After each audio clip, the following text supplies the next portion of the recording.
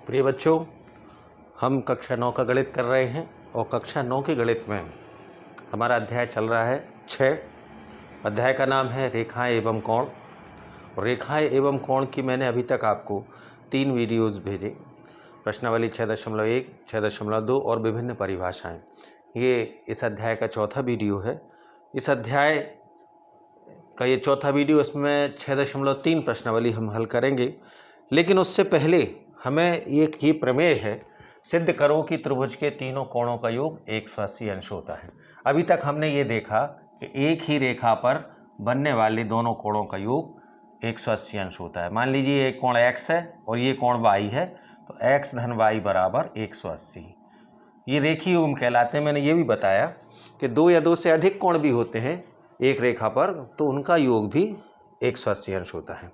तो आज हम सिद्ध करेंगे सबसे पहले त्रिभुज के तीनों कोणों का योग 180 अंश होता है। इस रेखीय युग्म की परिभाषा या इस अभिधारणा का भी हम इसमें उपयोग करेंगे। तो जब परीक्षा में ये आए, ये प्रश्न आता है, सिद्ध करो त्रिभुज के तीनों कोणों का योग 180, तो सबसे पहले हम एक चित्र बनाएंगे, एक त्रिभुज का चित्र बनाएंगे। ऐसा एक चित्र बनाएंगे, कोई भी एक त्रिभुज ले लिया, इसका नाम हमने दे दिया ABC। सबसे पहले चित्र बनाया, फिर यहाँ लिखा जाता है ज्ञात है। ये प्रमेय है, ऐसे सिद्ध की जाती है। इसमें 2-3 चरण होते हैं। ज्ञात है, सिद्ध करना है, रचना और उत्पत्ति। ज्ञात है एक त्रिभुज ABC, ऐसा लिखना पड़ेगा। त्रिभुज का निशान बना सकते हैं। एक त्रिभुज ABC हमें पता है, ज्ञात है एक त्रिभुज ABC। हमें सिद्ध क्या करना है? सिद्ध करना है कि तीनों कोणों का योग। तो ये तीनों कोणों का योग नहीं लिखा जाता, हम ये लिखते हैं चित्र से। ये कोण A है, ये कोण B है, ये कोण C है। कोण A धन कोण B धन कोण C बराबर 180 अंश। ये हम लिखेंगे सिद्ध करना है। अब इसके लिए हमें कुछ रचना करना पड़ेगी। रचना, ये हेडिंग्स बहुत अच्छे से लिखी जाती हैं प्रमेय में। आगे आपको बहुत सी प्रमेय आएंगी। रचना में हमने क्या किया, हम वही उपयोग करेंगे जो बता रहे थे आपको कि एक ही रेखा पर बनने वाले कोणों का योग 180 अंश होता है। एक हमने रेखा इसके समांतर ऐसी खींच ली, ऐसी एक समांतर रेखा खींच ली, और एक समांतर रेखा, ये तो खैर खींचने की आवश्यकता नहीं, ये दोनों BC के समांतर, मान लीजिए कोई हमने DE रेखा खींची। रचना क्या किया, BC के समांतर, BC के समांतर, समांतर मतलब हमेशा एक दूरी पर, निश्चित दूरी पर रहती है रेखा। BC के समांतर एक रेखा DE खींची। राइटिंग अच्छी होना चाहिए आपकी। DE खींची, मन से रचना की। सिद्ध करने के लिए कई प्रमेय में हमें थ्योरम्स में ये मन से रचना करना पड़ती है। अब इसको हमने कुछ मन से मान दे दिए। कौन से मान दे दिए? मान लो ये 1 नंबर दे दिया कोण, ये 2 दे दिया, ये कोण 3 दे दिया, और ये कोण हमने 4 दे दिया, और ये कोण हमने 5 दे दिया। मन से नंबर दे दिए, ठीक है। तो हमने ये देखा कि कोण 1, 4 और 5 एक ही रेखा पे बन रहे हैं। देखो आप, ऐसी एक रेखा है, इस पे एक कोण बन रहा है, एक कोण बन रहा है। एक ही रेखा पर बनने वाले कोणों का योग कितना होता है? 4, 1 और 5। ये एक ही रेखा पर बन रहे हैं। तो हम लिखते हैं उपपत्ति। उपपत्ति से आशय है कि हम कैसे सिद्ध करेंगे कि त्रिभुज के तीनों कोणों का योग 180 अंश है। तो वो उपपत्ति में सिद्ध किया जाता है, उपपत्ति लिखा जाता है। हमने लिखा चित्र से। क्या लिखा? चित्र से। कोण 1 और कोण 4, ये कोण के नाम हैं, उनका माप नहीं है। नहीं आप सोचोगे 4 अंश का है, ये 5 अंश नहीं होगा, ये 30, 40 का या 50 का या 60 का। कोण 5, इनका टोटल जो है वो 180 अंश है। क्यों है? इसका कारण दे देंगे। एक ही रेखा पर बनने वाले कोण है, कारण लिखना जरूरी है। एक ही रेखा पर बनने वाले कोण हैं, बनने वाले कोण। ये प्रमेय आती है परीक्षा में सिद्ध करने। एक ही रेखा पर बनने वाले कोण हैं 1, 4, 5, इसलिए इनका टोटल 180। परंतु हमने एक बात देखी, हमने ऐसा किया था, दो रेखाओं को समांतर रेखा काटती तो यहाँ जो कोण बनते हैं वो एकांतर कोण कहलाते हैं, वो बराबर होते हैं। और इसी तरह ये वाला कोण काय के बराबर होता है, ये भी एकांतर कोण है। तो 4 और 2 एकांतर हैं। देखो आप, एक समांतर रेखा, ये दोनों समांतर रेखा है, तो 2 और 4 कैसे हैं, एकांतर। तो परंतु कोण जो 4 है वो बराबर है कोण 2 के। कोण 4 काय के बराबर है, 2 के, क्योंकि ये एकांतर है। इसी तरह कोण 5 काय के बराबर है, 3 के, क्योंकि ये भी एकांतर है। देखो ऐसे 2 रेखाएं खींची, आड़ी रेखा खिंच गई, तो ये अपोजिट साइड में जो बनते हैं, और कोण जो 5 है वो बराबर है कोण 3 के। कारण क्या लिखा है इसका, एकांतर कोण है। ये 1 2 3 4 लिखने में सरल हो जाता है, लाएंगे हम ABC पर ही। यहाँ लिख दिया हमने एकांतर कोण है, इसलिए ये बराबर है। अब ये समीकरण नंबर हमारा 1 था। 1 में हम 4 की जगह रख देंगे 2 और 5 की जगह रख देंगे 3, ठीक है ना।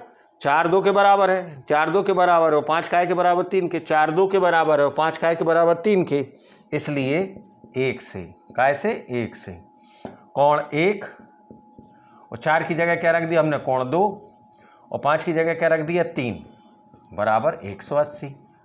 परंतु कोण 1 क्या है, कोण 1 तो A था, अतः कोण A। कोण 2 क्या है, कोण 2 तो B है, कोण B है। और कोण 3 क्या है, कोण 3 C है, कोण C बराबर 180। इस तरह ये सिद्ध हो गया, हमने लिख दिया प्रूव। अब ये इस प्रमेय का उपयोग हम बहुत करेंगे, इसको आप अच्छे से उतार लें, कॉपी में नोट कर लें, याद कर लें, समझ लें। ये प्रमेय बहुत महत्वपूर्ण है, इसका उपयोग किया जाएगा जहाँ जहाँ भी अभी आएगी तो हम इसका उपयोग करेंगे।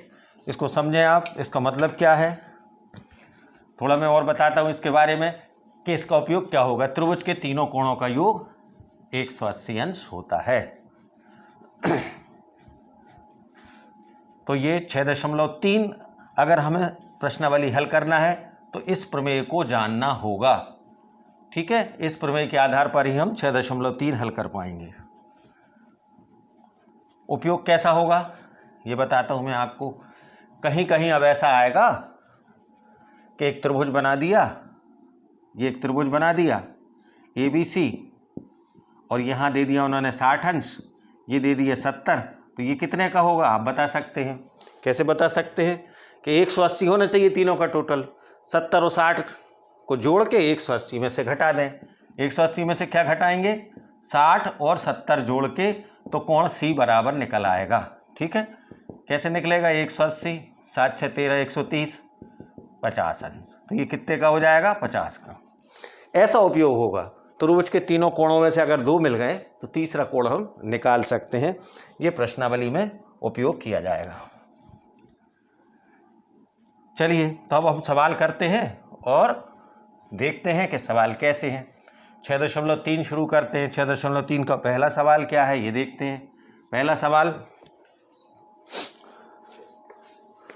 पेज नंबर है 125 पर, थोड़ा सा और यहाँ से लिख लेते हैं अपन। पहला सवाल पेज नंबर 125 पर, दो समांतर रेखाएं खींची हुई हैं। स्केल से खींचना आप ये समांतर रेखाएं, और रेखाओं के किनारे पर ऐसे तीर के निशान लगाए जाते हैं।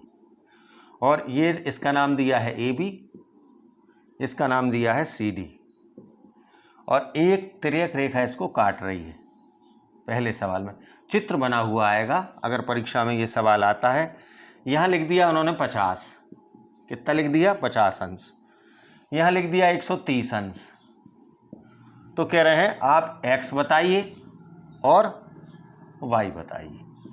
अब यहाँ सब चीज़ों का इस्तेमाल होगा, ठीक है ना। इस तरह का ये चित्र है। देखें आप, 130 और Y में कोई संबंध हमें दिख रहा है। हमने पहली प्रश्नावली में 6.2 में ये पढ़ा कि शीर्षाभिमुख कोण बराबर होते हैं। 130 और Y कैसे हैं, शीर्षाभिमुख कोण है। तो हमने लिख लिया चित्र से, ज़्यादा भाषा नहीं लिखना आप, तो चित्र से कोण Y बराबर जो है, कोण का निशान लगा देते हैं Y के आगे 130 अंश। क्यों, क्योंकि कारण लिखना जरूरी है, शीर्षाभिमुख कोण है। शीर्षाभिमुख कोण है। एक कोण, एक उत्तर तो हमारे निकल आया। कि कोण वाई का मान तो हमने निकाल दिया, अब x निकालना है। हमने आपको बहुत सी चीज़ें समझाई थी कि अगर ऐसी एक रेखा काटती है कि मान लो यही काट रही है तो यहाँ संगत कोण बनते हैं, ये इसके संगत है, ये इसके संगत है, बार बार समझा रहे हैं, ये इसके संगत है, और ये आमने सामने शीर्षाभिमुख होते हैं, इधर एकांतर होते हैं। तो अब हमने देखा कि x और 50 ये एक ही रेखा पर बन रहे हैं। कहाँ पे बन रहे हैं? एक ही रेखा पे। तो चाहे वो रेखा ऐसी हो या आड़ी हो या ऐसी खड़ी हो, कैसी भी हो, उस रेखा पर जब भी कोण बनेंगे इन दोनों का टोटल 180 अंश होगा। तो इससे अपन को x निकल आएगा। ये तो 6.2 हो रही है, सॉरी ये तो मैंने करा दी है, ठीक है, 6.3 करना है, सॉरी। तो 6.3 लेते हैं हम, ये तो आपको करा दी गई है, ये सरल है और आपने कर भी ली है। ये तो 6.2 का था पहला सवाल, ये आपको करा दिया गया है। 6.3 लेते हैं। तो 6.3 में वो ये तो पुराना उपयोग था, अपन कर चुके हैं इसको। अब हम लेते हैं 6.3 का पहला। ये सवाल तो आपको करवा दी गए हैं। पहला सवाल 6.3 का और पेज नंबर है 129। एक ऐसा चित्र बना हुआ है, एक रेखा ऐसी खिंची हुई है, एक रेखा ऐसी खिंची हुई है और एक ऐसा त्रिभुज बना हुआ है।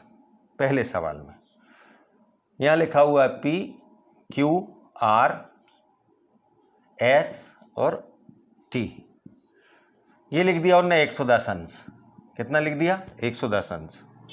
ये लिख दिया 135 अंश। तो उन्होंने कहा है एंगल PRQ निकालिए। PRQ ये x निकालना है अपन को, इसको अपन नाम दे देते हैं। हमें क्या है? एंगल PRQ, या हमने इसको x मान लिया है। एंगल PRQ ज्ञात करना है। क्या करना है? ज्ञात। तो हम क्या क्या करें कि हमारा एंगल PRQ निकल आए? तो देखेंगे हम। अब सब अभी हमने बताया था त्रिभुज के तीनों कोणों का योग 180 अंश होता है। अब देखो आप, ये 110 है तो ये तो आप निकाल सकते हो अंदर वाला। एक ही रेखा पर बनने वाले कोण है, 180 में से 110 घटेंगे तो 70 आ जाएगा। ये आएगा कि नहीं 70 का?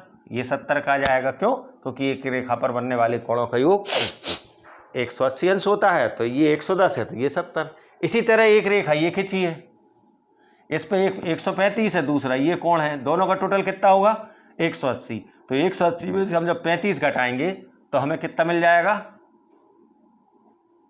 135 45 अंश। कितना मिल जाएगा? 45 अंश। क्योंकि 180 में से हम घटाएंगे 5 5 10 4 3 7 1 45 अंश मिल जाएगा। अब ये मैं आपको सवाल का पूरा आपको बता रहा हूँ कि मतलब क्या है। जब 45 मिल गया, 70 मिल गया, तो x कैसे निकलेगा? तीनों कोणों का टोटल 180। 180 में से इन दोनों को जोड़ कर घटा देंगे तो x उत्तर आ जाएगा। लेकिन हम शुरुआत कहाँ से करें? अभी हमें 70 नहीं मालूम, तो हमने मान लो इसको कह दिया, कोण का नाम ही लिखना पड़ेगा बेटा, ठीक है। एंगल PQR, एंगल PQR निकालना पड़ेगा। एंगल PQR कैसे निकलेगा? PQR इसका नाम है, इसको चाहे y भी दे दो, लेकिन अपन ने ऐसे लिख लिया है 180 माइनस 110 बराबर 70 अंश। ठीक है, ये निकल आया अब 70। एंगल PQR निकाल लिया। फिर हमने निकाला एंगल QPR, इसको पढ़ने का तरीका सीखो। QPR, एंगल QPR, इसमें हम क्या करेंगे हमें नहीं मालूम अभी 135, लेकिन 180 में से 135 घटाएंगे। 180 में से 135 घटाया तो बराबर 45 अंश। अब हमें ये 45 भी मिल गया। ठीक है, दोनों कोण निकल आए, 70 निकाल लिया, 45 निकाल लिया। इसलिए अब हमें एंगल क्या निकालना है? PRQ। इसको हमने एंगल x भी कह दिया, x भी कह दिया।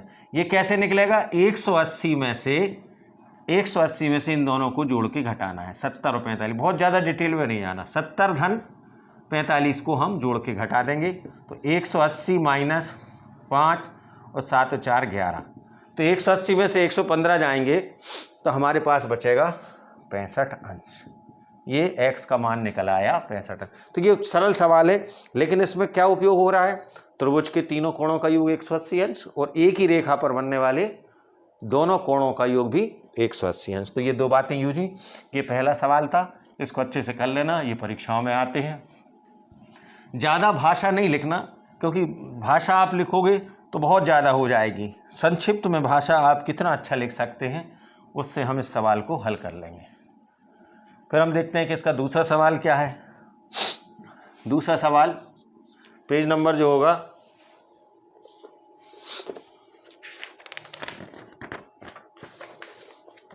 पेज नंबर है 130, 130। इसमें एक चित्र बना हुआ है इस टाइप का। ऐसा एक त्रिभुज बनाया है जिसका नाम उन्होंने दिया है XYZ, और यहाँ लिख दिया है 62 अंश का है। ये कितने का है? 62 अंश का। और ये वाला कोण दिया है 54 अंश का। कितने का? 54। फिर उन्होंने कहा कि ये जो रेखा खींची वो इस कोण का अर्धक है, और ये मिल गया जाके O पे। अब देखो बेटा, यहाँ पे इतनी चीज़ें दी है, हमें y ये जो मान है वो निकालना है। इसको हम मान लो स्मॉल x का नाम दे दें, x नहीं दें क्योंकि x इसमें आ गया, कोई नाम ना दो, हम ऐसे लिखते हैं। हमें कौन सा कोण निकालना है? OZY, YOZ निकालना है। YOZ मतलब ये कोण भी निकालना है, और हमें निकालना है OZY भी ज्ञात करना है, ये कोण भी ज्ञात करना है, तथा कोण OZY ज्ञात करना है। देखिए अक्षर YOZ ही रहेंगे, लेकिन कोण जहां मध्य में ले लेंगे वहां कोण बनेगा। YOZ यहां बनेगा और OZY यहां बनेगा, दोनों में अंतर है। साथ में उन्होंने ये भी दिया है, क्या दिया हुआ है कि ये जो रेखाएं हैं इस पूरे कोण का अर्धक है। ये जो है रेखा OZ इस कोण का अर्धक है। कोणों के अर्धक हमने ब्रिज कोर्स में सीखे थे। अगर 60 का होता है अर्धक खींचता है तो ये 30-30 अंश के हो जाते हैं, ठीक है ना। तो ये अर्धक रेखा है, तो इसका मतलब ये है, एक बात तो समझ में आ गई कि ये टोटल 54 है, तो नीचे वाला इसका आधा होगा, ये 27 अंश का होगा कि नहीं, क्योंकि ये आधा करने वाली रेखा है। टोटल कितना है? 54। टोटल कितना है? 54। और ये है अर्धक रेखा, समद्विभाजक रेखा, तो 27। अब कैसे ही हमें ये पूरा कोण मिल जाए तो उसका आधा कर लेंगे, तो Z अंदर वाला कोण निकल आएगा। चलिए, तो हमें Z निकालना है अभी। तो क्या निकालना है? कोण Z। कोण Z कैसे निकलेगा? वही बात कि त्रिभुज के तीनों कोणों का टोटल 180 अंश। 180 में से 62 और 54 को जोड़ के घटा दो। 180 में से क्या घटा दो? 62 और 54 को जोड़ लो, घटा दो।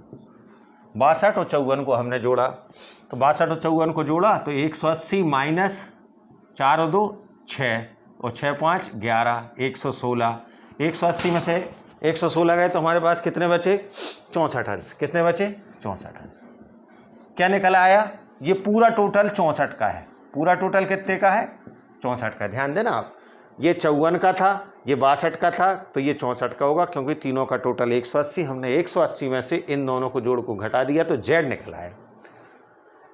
अब इसलिए ये Z का आधा, ये अंदर वाला कोण OZY कितने का हो जाएगा?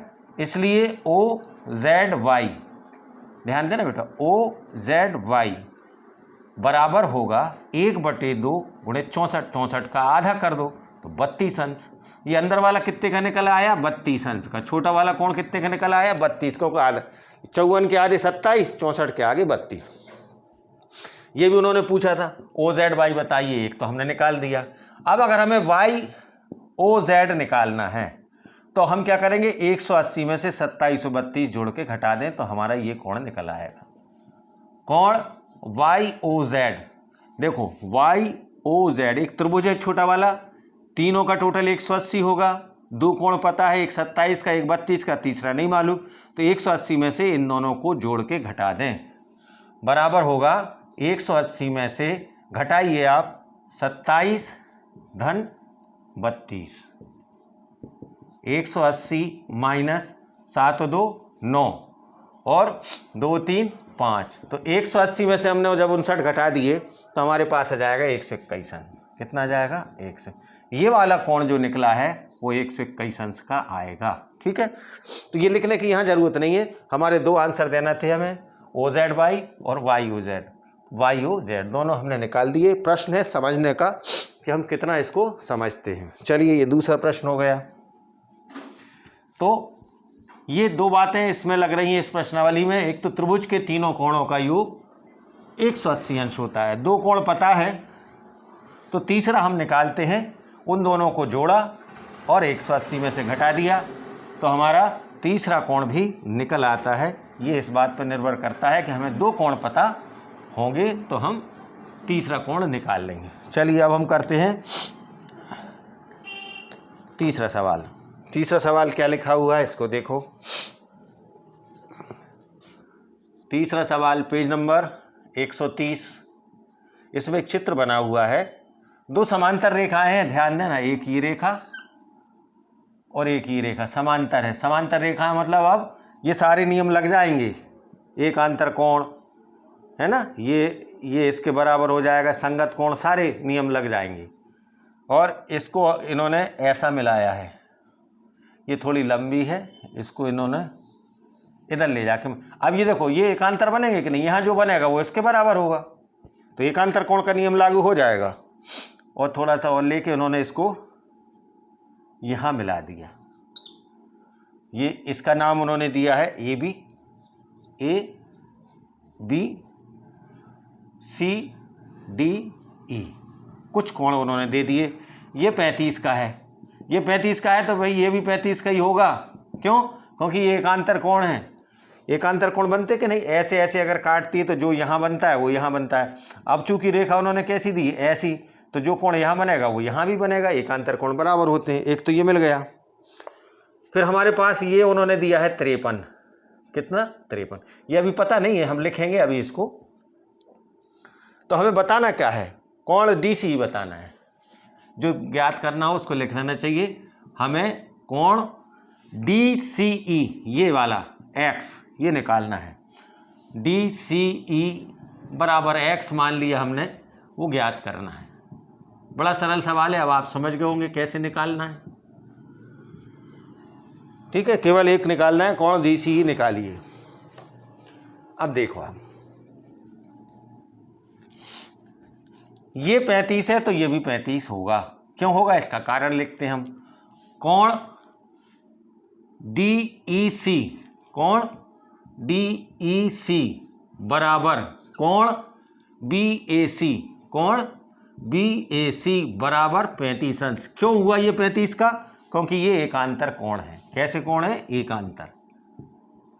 कारण लिखना पड़ता है कि क्यों आपने ये बराबर लिखा, एकांतर कोण है। ये 35 का हमने लिख लिया।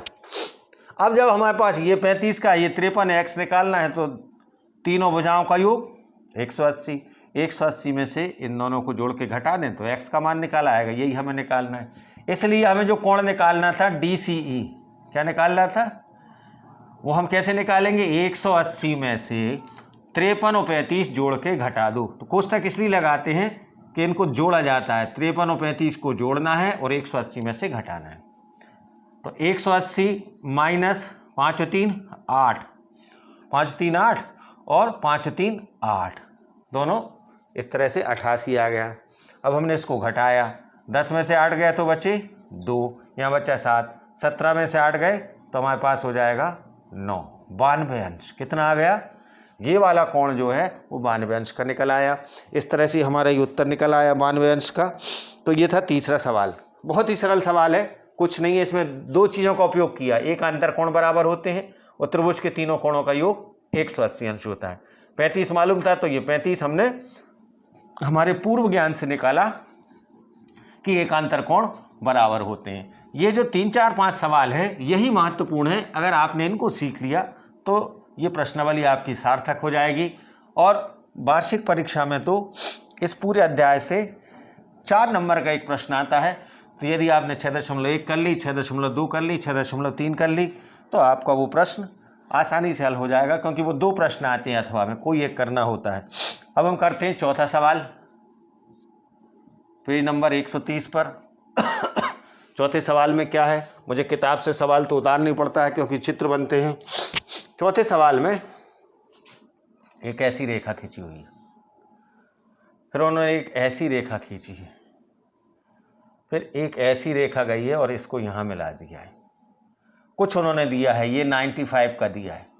किताब देखना पहले आप, हर सवाल को करने से पहले किताब से आप सवाल पढ़ें। केवल इस बोर्ड को देख के, वीडियो देख के आप सवाल हल नहीं कर पाएंगे। किताब से पहले उस सवाल को बहुत अच्छे से देखें कि सवाल क्या है, कैसा चित्र बना है, हमें क्या हल करना है और क्या क्या दिया है। ये 3 चीज़ें चित्र में दी गई हैं। ये 40 का दिया गया है और ये 75 का दिया गया है। तो हमें बताना क्या है, कोण SQT ये निकालना है इस बार। SQT ये जो x है इसको ज्ञात करना है। एंगल XQT ज्ञात कीजिए। 40, 95, 75। हमें क्या निकालना है बेटा, ये हम लिख लेंगे। एंगल SQT, एंगल का निशान लगाना बहुत जरूरी है, ये महत्वपूर्ण है। केवल आप SQT लिख दोगे इसका कोई मतलब नहीं, क्योंकि इसके आगे त्रिभुज लगा दो तो ये त्रिभुज बन जाएगा। कोण लगा दोगे तो कोण बनेगा। कोण कौन सा बनेगा, Q। कोण कौन सा बनेगा, Q। SQT बराबर हमने लिख लिया, x ज्ञात करना है। अब कैसे ज्ञात करें, आपको बहुत सी चीज़ें पता है, हम सब का उपयोग कर सकते हैं। एकांतर कोण, संगत कोण, त्रिभुज के तीनों कोण, अयोग 180 अंश, शीर्षाभिमुख कोण, किसी चीज़ का भी उपयोग किया जा सकता है। अब हमने ये देखा कैसे हमें ये मिल जाए, मिलेगा क्योंकि हम इसको पता कर सकते हैं। और ये शीर्षाभिमुख कोण है तो ये कैसे पता होगा, 180 में से इन दोनों को जोड़ के घटा दो, ठीक है ना, तो ये कोण निकल आएगा क्योंकि त्रिभुज के तीनों कोणों का योग 180। PRT का तीनों कोणों का योग कितना होगा, 180। तो हम ये निकाल रहे हैं बेटा, PTR, एंगल PTR। ध्यान देना बेटा, जहां ये बनता है कोण उसको मध्य में लिखा जाता है, PTR। कोण लिखने का तरीका बार बार समझा रहे हैं इस चीज को। कैसे निकलेगा, 180 में से क्या घटा रहे हैं अपन, 95 और 40 जोड़ के, 95 और 40 जोड़ के घटा दो तो तीसरा कोण निकलेगा। 180 माइनस 5 के 5 9 4 13, ठीक है। तो इस तरह से क्या निकल आया, 10 में से 5 गया 5, यहाँ बचा 7, 7 में से 3 गया 4, 45 अंश का निकल आया। ये निकल आया भाई 45 अंश, ठीक है, क्योंकि तीनों का टोटल 180 था, 180 में से दोनों जोड़ घटा दिए। अब ये 45 का है तो ये भी 45, ठीक है। यहाँ क्यों, क्योंकि शीर्षाभिमुख कोण है तो हमने लिखा एंगल STQ। एंगल, कोण को इंग्लिश में एंगल कहते हैं, STQ बराबर है PTR के। एंगल PTR के बराबर 45 अंश। कितने का आ गया, 45। क्यों बराबर है, क्योंकि शीर्षाभिमुख कोण है। कैसे कोण है, कारण लिखना जरूरी है, शीर्षाभिमुख कोण है, ये निकल आया। अब जब ये 45 का आ गया, ये 75 का है तो तीसरा कोण कैसे निकलेगा, 180 में से इन दोनों को जोड़ के घटा दें तो x निकल आएगा। इसलिए अतः हमने क्या किया, हमें जो निकालना था SQT, एंगल SQT बराबर 180 में से क्या घटा दें हम, 75 और 45 जोड़ के, 75 धन 45 जोड़ लेंगे, घटा देंगे। 180 माइनस 5 और 5 10 का 0, 7 4 11 और 1 12, 180 में से 180 में से 120 गए तो 60 अंश। ये हमारा आंसर हो गया, यही हमें बताना था। तो बड़े अच्छे से अपन ने देखा, क्या देखा, ये नहीं पता था, ये नहीं पता था और ये नहीं पता था। इसको पता करने के लिए हमने 180 में से त्रिभुज के तीनों कोणों में से इन दोनों को जोड़ के घटा दिया तो हमें ये मिल गया 45। अब जब ये 45 मिल गया तो इसके सामने वाला कोण शीर्षाभिमुख कोण बराबर होते हैं, इसलिए ये भी 45। अब हमें ये निकालना था तो 180 में से इन दोनों को जोड़ के घटा दें तो तीसरा कोण निकल आता है। इस तरह से 60 अंश हमें निकल आया। ये था चौथा सवाल। सवाल बड़े आसान है और इनका आगे उपयोग होगा। अगर आपने यहाँ प्रश्नावली अच्छे से कर ली तो आपको आगे के अध्यायों में, बड़ी क्लासों में इनका उपयोग करने में आप सक्षम हो जाएंगे, अच्छे से सवाल करेंगे। तो इनको अच्छे से करें। अब एक सवाल और और ये लास्ट सवाल, बस 5 सवाल करना है इस प्रश्नावली से अभी आपको। अगर आपने 5 कर लिए तो आपको सवाल मिल जाएगा, जो आप 5वां सवाल, पेज नंबर 130। इसका चित्र बना हुआ है, एक ऐसी रेखा खींची हुई है सीधी, इस पर एक लंबवत रेखा खींची हुई है। लंबवत का आशय है कि ये 90 का हो गया अब, और यहाँ भी 90 का हो गया, ये भी कैसा हो गया, 90 का हो गया, ये कैसा है, 90 का। इसका मतलब ये दोनों समांतर रेखाएं हैं। पी क्यू, समांतर रेखाओं का बहुत महत्व होता है। एस टी समांतर रेखाएं, इसमें वो नियम लागू हो जाते हैं अब एकांतर कोण के, संगत कोण के। इसको उन्होंने यहाँ से मिलाया, फिर उन्होंने इसको यहाँ मिला दिया, इसको लिख दिया 65 अंश। कितना लिख दिया, 65 अंश। इसको लिखा 28, कितना लिख दिया, 28 अंश। तो हमें ये कह रहे हैं कि ये y बताओ, क्या बताओ, y और x, ये भी बताना है x। चलिए देखते हैं कैसे होगा ये। तो इसको हमने देखा,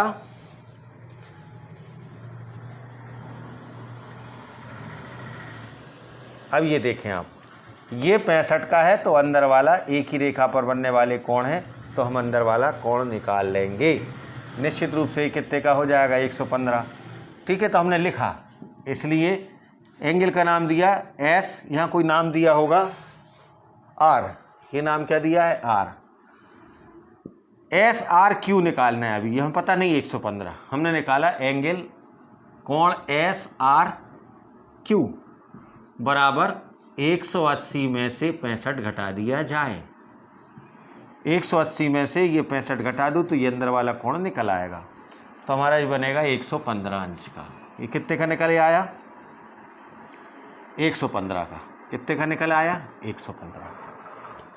अब देखो, अब हमारे पास ये 115 है, 128, तो ये कोण तो निकल आएगा, निकलेगा कि नहीं।